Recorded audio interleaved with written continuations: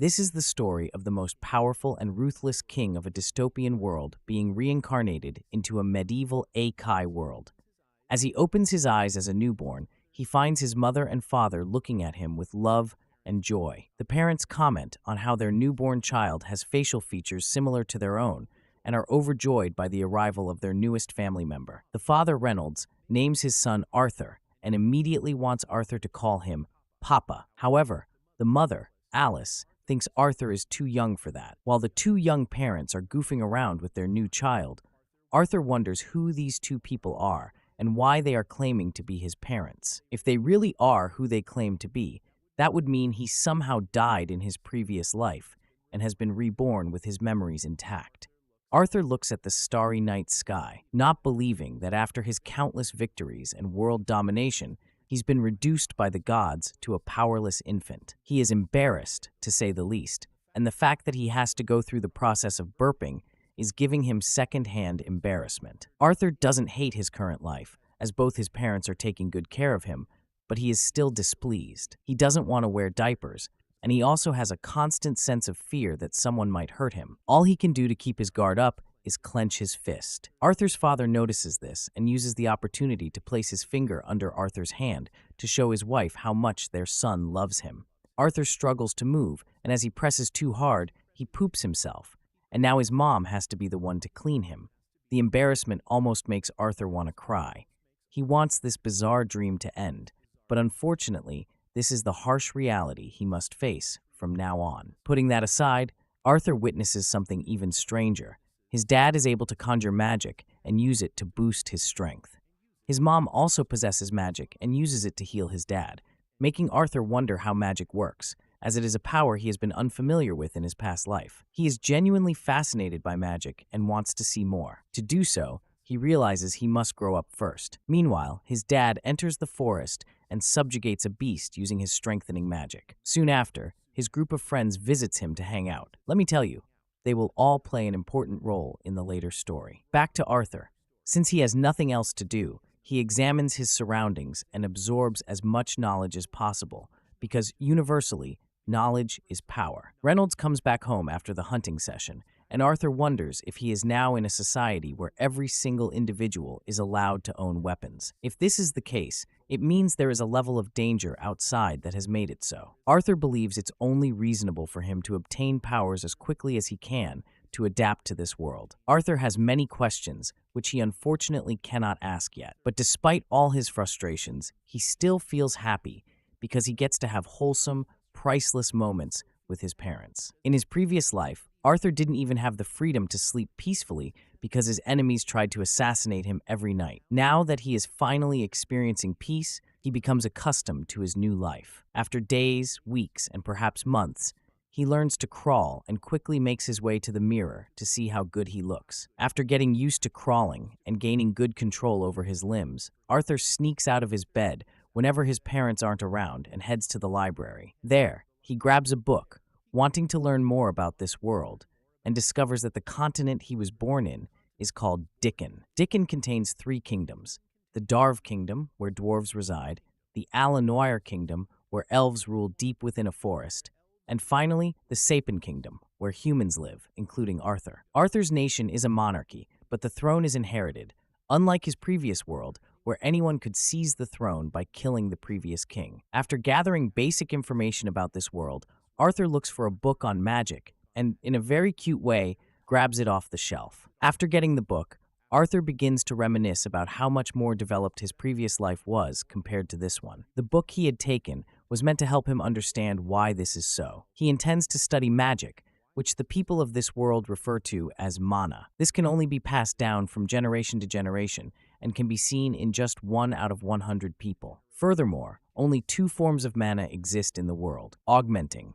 which involves enhancing the body's abilities with mana; conjuring, which involves projecting mana and controlling it however the conjurer pleases. While reading this, he is reminded of his mother's abilities earlier, which clearly proves that she is a conjurer. Although every person that possesses mana has a mana core, most spellcasters only tap into it at the beginning of puberty. When they do this well and master it, they can become mages. Having read this, Arthur believes it is similar to the concept of Kai, which he is very familiar with.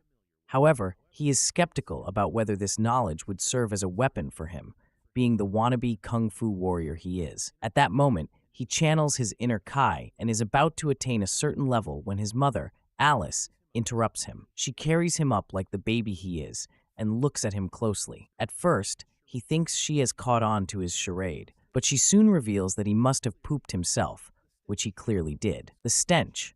While Alice goes to change his diapers, Arthur is devastated by how much of a prison this body is becoming. He vows to gain more power. Later on, Alice spends time documenting aspects of Arthur's life and is so pleased with how much he is improving in this world. However, she is bothered by the fact that he has never smiled at them. The very thought of this makes her sad. He looks out the window to find her husband, Ray, teaching Arthur how to use a sword.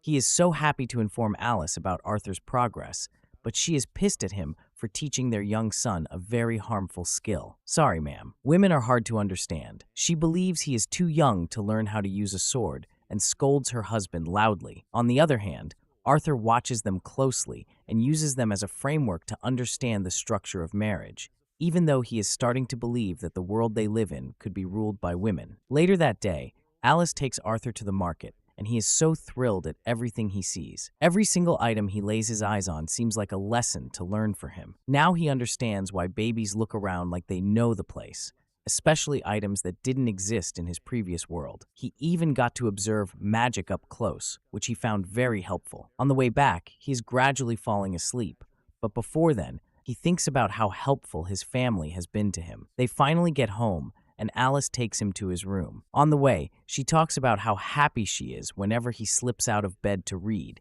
and how curious he is whenever they are at the market. She believes he got these qualities from his father, Ray, just like him. She comes to the conclusion that he could end up running off to see the world, but hopes that he will get to live a more peaceful life. Arthur watches his father do some magic, and is thrilled at the thought of having someone he could learn from closely. He watches his father raise a few rocks from the ground and changes his mind. Before he could get incredibly disappointed, Alice comes around. She assures him that Ray is just getting started and urges him to watch even more closely.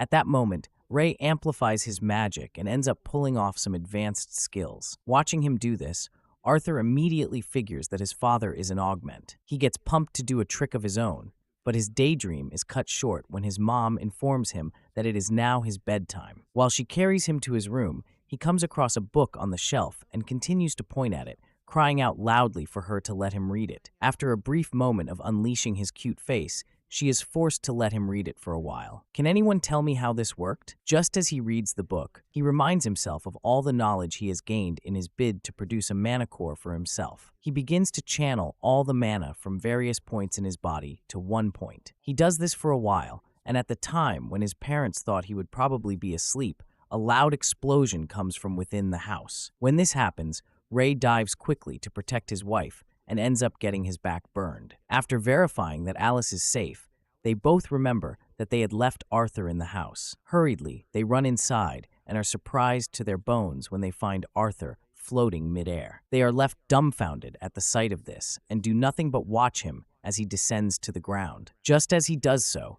the roof begins to fall. Since he was just a child, Arthur couldn't move out of the way in time, but his parents swiftly shield him from what could have been his reunion with the underworld. Soon after, they all burst into tears, with Arthur realizing that Alice and Ray would do all they can to keep him safe, a sense of assurance he never got in his past life. We get a glimpse into the past life of Arthur, who was once known as King Gray. Back then, a royal servant was caught attempting to assassinate him. By law, the man should have been executed without question, but instead, the king's council decided to exile him to his home country, along with his entire family, fully aware that a fate far worse than death awaited them there. The assailant, desperate and terrified, begged Gray to spare his family. Yet Gray, showing no mercy, slaughtered the man's wife and daughter right before his eyes.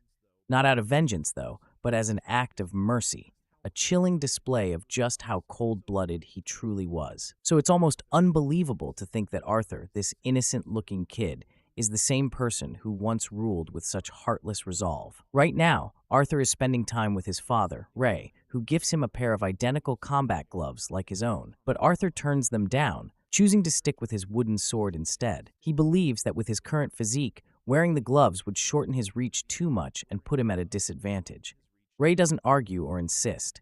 Instead, he smiles and casually steps into their usual sparring session. But today isn't like the others. Mid-fight, Arthur reveals he's learned how to reinforce his sword with mana. And with that sudden reveal, he completely disarms Ray. For the first time in his life, Arthur wins, leaving Ray stunned, speechless, and completely caught off guard by his son's rapid growth. Later at dinner, Ray decides to get Arthur a proper instructor, having realized that he will be hindering his son's progress if he doesn't. Arthur's mom, Alice, stands against this decision, as she knows that getting Arthur an instructor means he'll have to leave their hillside home and go far to the city alone at the young age of 4. Ray still insists, telling Alice that Arthur is now able to enhance anything with magic and states that it's for his future. Both parents go back and forth on the matter and end up in a big argument at the dinner table. So Arthur comes up with a simple solution to create a win-win situation for both of them. He proposes that they both come along with him to the city. This way,